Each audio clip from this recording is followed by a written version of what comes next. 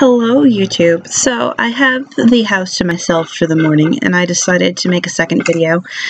Get one of those pagan YouTube posts out of the way and done because I really want to get back on that. So I believe the one that I left off on, or the one that was next to do, was number 24, which is, how do you know which deity you're supposed to worship/work with? So, I'm going to start off with a couple of base facts. For one, I don't think that there is necessarily any sort of one singular deity or group of gods that any person is meant to work with. I think that there are certain archetypes, certain cultural nuances, etc., that someone vibes with and will be called to. I don't think that you're necessarily destined to work with any specific, singular deity, set of gods, etc. I think that it's completely, circumstantial as to, things you're interested in, what sort of things kind of are presented to you as far as, what you follow on witchy media, as it were, etc. I think that it's all of these things combined, and that you could find that sort of special connection with any number of deities of a similar archetype. I'm not trying to go, oh, you can't have this patron deity, or, but I think that it's subjective. I don't think that it's necessarily predestined or anything like that. My second big bit of advice as far as starting out in that search for a patron god or goddess, if that's what you feel called to do, is know what it is you believe about the gods first. So there's a difference between being someone who's a hard polytheist and you believe that all of the gods are their own individual beings that actually, exist in some way, shape, or form, and someone who has more of an archetypal view of the gods, whereas they're all facets of a singular divine force. So knowing what you believe about what the gods are really will help you in kind of choosing, exploring that topic, etc. It's difficult to just go from, oh, what patron deity am I supposed to work with? I'm well, the biggest thing is knowing, what the gods are to you. And it's completely okay to have, different beliefs than someone else, and knowing how they affect our world. If you're someone that, feels like they're not super duper involved in shaping all things around us, then you're going to have a slightly different experience of working with gods than someone who thinks that they do. It's all very, different, I guess. So you can kind of narrow it down from there. If you believe deities are archetypal, you can kind of explore which sort of archetypes you jive with, and it'll be different. A Greek fertility god is going to have a different vibe than a Celtic fertility deity.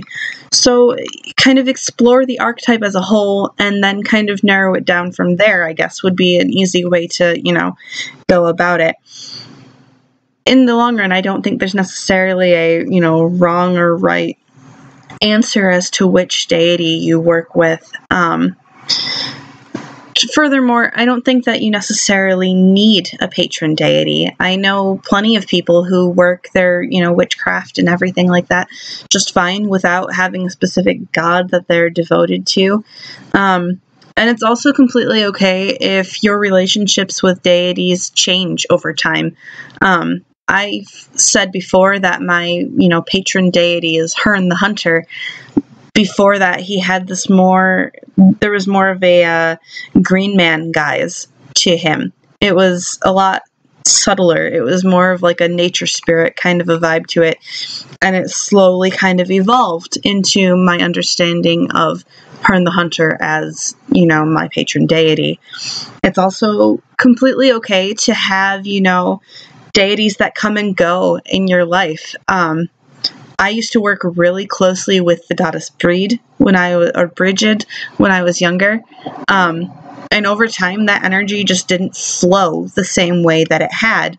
And it wasn't like I had a falling out with this goddess or anything like that. It was just over time, my practice and what I needed from that relationship with the divine in my life changed. And that's completely okay. Another person or figure that has had that sort of, relationship with me in my practice is the Morrigan. She seems to kind of come and go and change each time she comes into my life. I mentioned in my last video that the last couple of summers she had appeared in much more of this warrior goddess guise and kind of, smucked me upside the head and, pushed me in the direction of getting my shit together. This time she's appeared again, and she's more of a, that water goddess, the goddess of mysteries, and she's kind of taking more of the, take my hand, let me lead you to where you need to be. And that's completely fine. I've also had Manannan MacLear. He's a Celtic god of, the weather, storms, the sea, etc. And he comes and goes throughout my life. Often when I'm going through times of that kind of transient spots in my life, I think that it's completely okay to have those sorts of relationships with gods. I think that being open to those sort of things is important. The gods are kind of an interesting and unknowable thing in a way. You could have some unexplainable, connection to a deity from a culture that you don't necessarily find yourself particularly drawn to. I have friends who are incredibly fascinated with Eastern mythology and that sort of a thing, and they are German and Polish, as German and Polish folk can be. It's just something that I think that if you, my next big point here, I guess, is do your research.